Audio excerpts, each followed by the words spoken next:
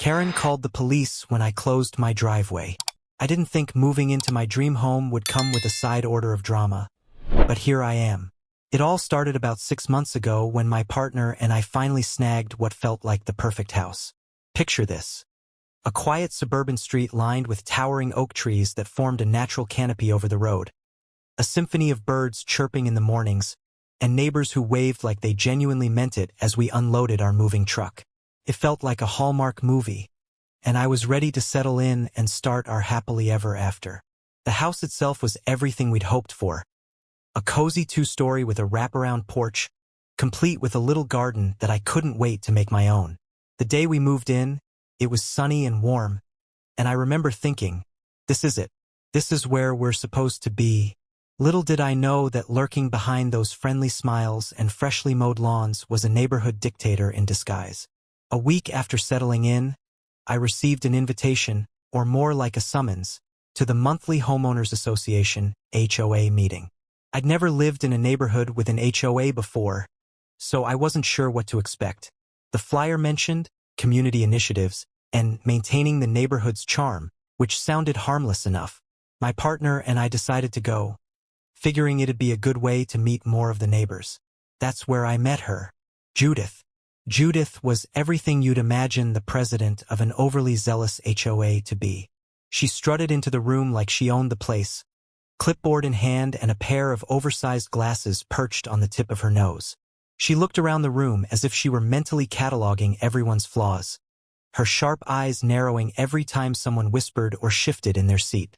She wasted no time asserting her authority, launching into a speech about how important it was to uphold the prestige of our community. At first, I tried to give her the benefit of the doubt. Maybe she was just passionate. Maybe she'd been burned before by negligent residents who let their grass grow too long or painted their shutters neon pink. But as the meeting went on, her tone became more grating, more condescending. She talked about enforcing standards like she was running a gated estate in Beverly Hills instead of a modest suburb where most of the houses were built in the 90s. Then came the bombshell new fees. Judith unveiled a plan to increase HOA dues by 20%, citing vague neighborhood improvements like upgrading the community park and repainting the neighborhood sign. When someone asked for specifics, she brushed them off with a dismissive wave and said something about how we all benefit from these upgrades. I couldn't stay quiet. I'm sorry, but where's the budget breakdown for these projects? If we're paying more, shouldn't we know exactly where the money's going? Judith's eyes snapped to me like a hawk spotting a mouse. For a moment, I thought she might actually hiss.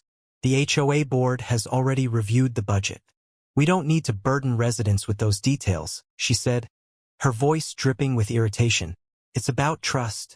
Or transparency, I muttered under my breath, earning a couple of stifled laughs from nearby neighbors. Judith glared at me, and I knew I just painted a target on my back. A few weeks after that meeting, things started to get weird. One morning, I noticed a set of tire marks on my driveway. They weren't from our cars, and they definitely weren't there the night before. I followed the trail to the end of the street, where a small construction crew was working on a house renovation. A cement mixer and a couple of pickup trucks were parked haphazardly, partially blocking the sidewalk. I walked over to the foreman, a gruff-looking guy in a dusty baseball cap, and asked if his vehicles had been on my property. Yeah, probably, he said with a shrug. It's the easiest way to turn around. Sorry about that. I blinked. Sorry doesn't fix the damage to my driveway. Can you make sure it doesn't happen again? Yeah, sure, he said, but his tone made it clear he wasn't planning to do anything about it. The next morning, there were more tire marks, and the day after that, fresh cracks in the pavement. I tried talking to the foreman again, but he just waved me off. It's just a driveway, he said, like I was being unreasonable. Frustrated, I decided to take matters into my own hands. I went to the hardware store and bought a sturdy chain and a couple of posts. That afternoon, I installed the chain across the entrance to my driveway, securing it with a padlock. It wasn't the prettiest solution, but it got the job done. The construction vehicles stopped using my driveway, and for a couple of days, things were quiet again. Then Judith escalated things in a way I hadn't expected. She called the police. I was in the middle of watering my garden when a patrol car pulled up to the curb. Two officers stepped out, looking unsure as they approached. "We received a complaint about a potential obstruction," one of them said, glancing at the chain across my driveway. Before I could respond, Judith appeared. "This chain is obstructing access and violates community rules," she said, her voice sharp and commanding. "I'm sure you'll agree this needs to be removed immediately." I took a deep breath, trying to stay calm. "The chain is on my private property," I explained to the officers. "It's there to prevent construction vehicles from trespassing and causing damage. I've tried speaking with the foreman, but they've ignored me." One of the officers stepped closer to inspect the posts. After a moment, he nodded. "This doesn't appear to be obstructing community access. It's clearly on private property." Judith's face flushed a deep red. "But it's unsightly. It's not in line with HOA guidelines." "Ma'am," the other officer interrupted, holding up a hand. "This doesn't fall under our jurisdiction. This is a civil matter. We recommend resolving it through the HOA." The officers left, having found no wrongdoing, leaving Judith visibly frustrated. She glared at me before storming off without another word. Later that day, I found a formal notice taped to my door. A $1,000 fine for unauthorized modifications. That was the last straw. I spent the next few evenings diving into research, poring over HOA bylaws and local property ordinances. As it turned out, Judith's claims didn't hold water. The chain was on my property, and there was nothing in the bylaws explicitly prohibiting it. Armed with this knowledge, I doubled down, adding private property signs to the posts for good measure. The neighborhood, which had been so warm and welcoming when we first moved in, started to feel different. Some neighbors stopped waving, their smiles replaced with furtive glances. Others quietly expressed their support, telling me they'd had their own run-ins with Judith but hadn't wanted to rock the boat. It seemed I'd become the unofficial spokesperson for everyone who was tired of her tyranny. The tension was palpable, and I knew this was only the beginning. Judith wasn't the type to back down, and neither was I. I hadn't fully realized the extent of her determination or vindictiveness until the weeks that followed. Things went from irritating to downright surreal, and every time I thought I'd reached the peak of her absurdity, Judith managed to outdo herself.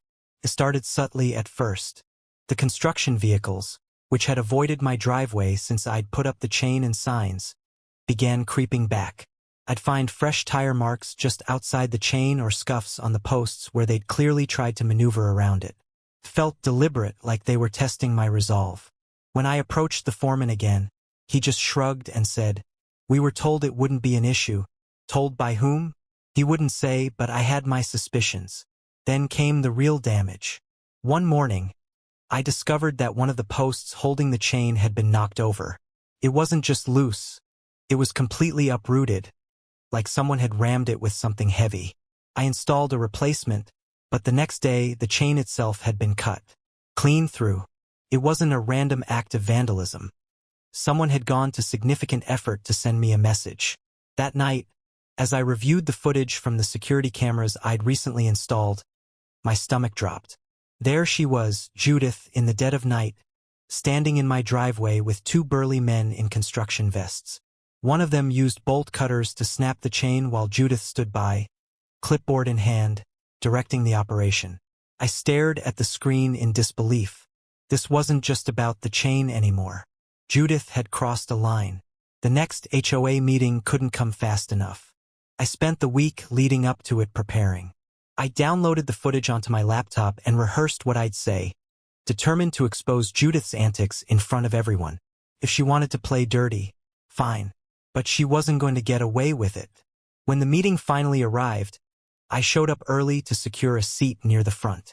The room filled quickly, and Judith, as usual, took her place at the head of the table, exuding her typical air of superiority. She began the meeting with a long-winded speech about community cohesion and the importance of respecting HOA leadership, which I assumed was a not-so-subtle jab at me. When the floor opened for questions, I raised my hand. "I have something I'd like to share with the group," I said, standing up and moving toward the projector. Judith's eyes narrowed, but she didn't stop me. I connected my laptop and queued up the footage. As soon as the video started playing, the room fell silent. The grainy black and white recording clearly showed Judith and her accomplices cutting the chain in my driveway. The timestamp in the corner made it impossible to deny. The murmurs started before the video even finished. People whispered to each other, glancing at Judith with a mix of shock and disapproval. When the footage ended, I turned to face her. "Care to explain this, Judith?" I asked, keeping my voice as steady as I could. Judith's face flushed a deep crimson. "That footage is misleading," she stammered. "The chain was a violation of HOA guidelines. I was simply enforcing the rules." I raised an eyebrow. At midnight, with bolt cutters? The room erupted in whispers again, and for the first time, I saw cracks in Judith's armor. Her usual commanding presence faltered as more neighbors began speaking up. One after another, people shared their own grievances.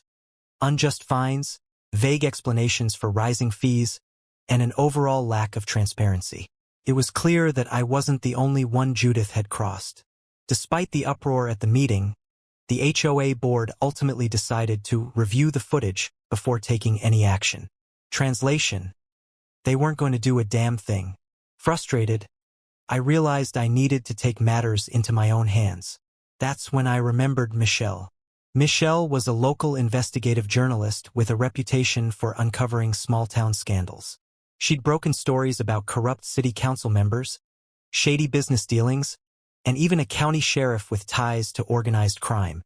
If anyone could help me expose Judith, it was her. I reached out to Michelle through her website, explaining the situation and attaching the footage.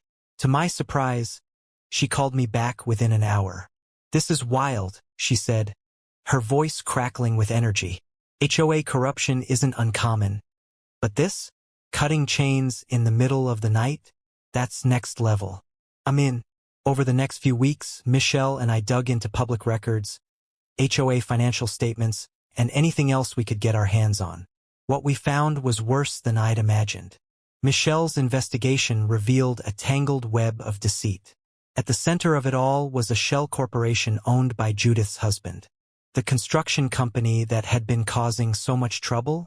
They'd been making payments to this shell corporation in exchange for Judith steering lucrative renovation contracts their way. It didn't stop there. HOA funds, which were supposed to be used for neighborhood improvements, had been siphoned off for personal expenses. Judith had been using the money to finance vacations, home renovations, and even a new car. The neighborhood upgrades she touted at meetings were nothing more than a smokescreen. Michelle published her findings in a scathing exposé titled "Suburban Scandal. HOA President's Corruption Exposed." The article went viral locally, and within days, reporters started swarming the neighborhood. Judith's once loyal followers began to distance themselves, and the whispers of dissent grew louder. But Judith wasn't going down without a fight. In fact, she seemed more determined than ever to make my life miserable. One evening, I noticed a drone hovering outside my living room window. At first, I thought it might be a neighbor's kid messing around. But when the drone came back multiple times over the next hour, I knew something was off. Then came the fire. It happened late one night. I woke to the smell of smoke and the sound of crackling flames. My backyard shed, a small, weathered structure I used to store gardening tools, was engulfed in fire. By the time the fire department arrived, it was too late to save it. The security footage confirmed my worst fears. The same two contractors who had helped Judith cut the chain were caught on camera sneaking into my backyard with a gas canister. It was arson, plain and simple. Furious, I called the police that night. Armed with the security footage, I handed everything over to the authorities. By the next morning, all three of them, Judith and her accomplices, had been arrested. Later that afternoon, with Judith in custody, I decided to confront her husband in front of the neighbors. He was standing outside with a few others, likely trying to smooth over the growing unease in the community. I walked right up to him, holding a printout of the incriminating security footage in my hand. "Your wife," I began, my voice carrying enough force to silence the murmuring group, "has crossed every line imaginable." He frowned, looking at me with a mix of confusion and irritation. What are you talking about? I shoved the screenshot into his hands. His eyes darted over the image, his face paling as realization hit. The neighbors crowded closer, craning their necks to see. Judith and her little henchman, I continued, addressing not just him but everyone present, have already been arrested. The contractors confessed everything to the police. She orchestrated all of it. Gasps rippled through the crowd. The neighbors who had once followed Judith without question now looked at her husband with open disdain. Someone muttered, I knew something was off about her, while another whispered, how did we let her get away with so much? Judith's husband stammered, this can't be true. Judith would never. Oh, it's true, I cut in, my voice rising. Not just the arson. She's been exposed for corruption, fraud, and embezzlement. Your wife has been robbing this community blind, and now you're all going to jail.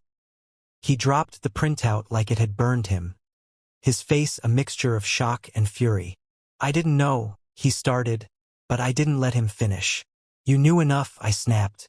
The shell corporations, the stolen funds, it's all coming out now. And guess what? The police are investigating you, too. By the time the police returned to search Judith's house for more evidence, the neighborhood had turned against her and her family entirely. Her once loyal followers had abandoned her, and as her husband was taken in for questioning, no one lifted a finger to help. A few days after Judith's arrest and her husband's release on bail following his questioning, I thought things had finally started to settle down. The neighborhood was quieter, and the media frenzy outside Judith's house had died down, at least for the moment. But that peace shattered late one night when I heard the crunch of gravel outside my home. I glanced out the window and saw a familiar car parked in front of my house. My stomach twisted as I recognized the man stepping out, Judith's husband.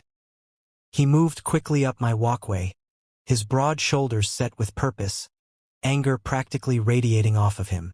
He'd just been released on bail, and now he was here, clearly ready to try to intimidate me. I grabbed my phone and opened my security camera app, ensuring everything was recording before opening the door. I cracked it just enough to see him, keeping the chain lock in place. What do you want? I asked, my voice calm but edged with irritation. He leaned in, his face barely an inch from the door, and growled, you're gonna drop all of this. The accusations, the footage, everything. You don't know who you're dealing with. I stared at him, unfazed. You mean your wife? The one who's been arrested on multiple charges? Or you who's out on bail for fraud and conspiracy? Who exactly am I supposed to be afraid of here? His jaw tightened, and his eyes burned with barely restrained fury. You think this is over? You're playing a dangerous game. If you don't back off, there will be consequences. I raised my phone, holding it up where he could see the recording indicator. You mean the consequences of me sending this footage to the police? Because I'm pretty sure threatening a witness violates your bail conditions. His face went pale for a moment, then twisted into a sneer. You're making a mistake, he said, stepping back. I stood my ground as he walked back to his car, his threats hanging in the air. The moment he drove off, I called the police, reporting the intimidation attempt and providing them with the footage. Then I forwarded everything to Michelle, who wasted no time documenting the latest escalation in what was quickly becoming a full-blown scandal. The legal aftermath played out like a slow-motion train wreck. Judith's husband's late-night visit, combined with the overwhelming evidence already stacked against him and his wife, sealed their fate. His violation of bail conditions led to an immediate arrest, and this time he didn't get out. The courtroom proceedings were intense. Judith faced charges of embezzlement, conspiracy, vandalism, and orchestrating the arson of my shed. Her husband's charges were just as severe, tying him to money laundering and his role in setting up the shell corporation used to funnel illicit funds. The contractors, eager to minimize their own sentences, testified against Judith and her husband, recounting every instruction she'd given them and admitting their roles in carrying out the arson and vandalism. The construction company executives, desperate to avoid harsher consequences, also pled guilty to bribery and fraud. They faced heavy fines, were barred from operating in the region, and saw their company's reputation permanently destroyed. Testifying in court was one of the most nerve-wracking experiences of my life, but it was also cathartic. I recounted everything from the driveway chain to the fire and the intimidation attempt. The verdicts were unanimous. Judith received a lengthy prison sentence for her crimes, and her husband wasn't far behind. The construction company executives, though spared jail time, faced significant fines and business restrictions that effectively ended their careers. With Judith and her husband out of the picture, the neighborhood shifted its focus to rebuilding. The first order of business was dismantling the old HOA structure and holding new elections. This time, everything was transparent, with residents voting on candidates they trusted to prioritize the community's well-being over personal gain. One of the first decisions made by the new board was to overturn Judith's arbitrary fines and refund wrongfully charged residents.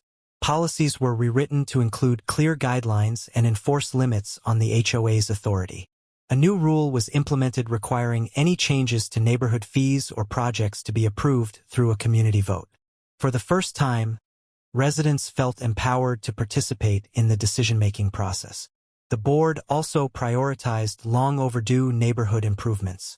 The sidewalks were repaired, streetlights were replaced, and the community park, which had been neglected for years, was finally renovated. These projects, funded with the recovered HOA funds, brought the community together in a way I hadn't seen since moving in. To my surprise, several neighbors approached me about joining the new HOA board. At first, I hesitated. After everything I'd been through, the idea of taking on that responsibility felt exhausting. But I realized that if I didn't step up, I might regret it. So, I agreed to serve a one-year term, focused on making sure the changes we'd fought for were fully implemented. By the time my term ended, the neighborhood felt like a completely different place. The tension and division that Judith had fostered were gone, replaced by a sense of unity and shared purpose. People who had once been too afraid to speak up now voiced their opinions openly, knowing they wouldn't be silenced or punished. When I stepped down from the board, I felt a deep sense of satisfaction. The neighborhood was finally the kind of place I dreamed of when I first moved in. The scars of the past few months were beginning to fade.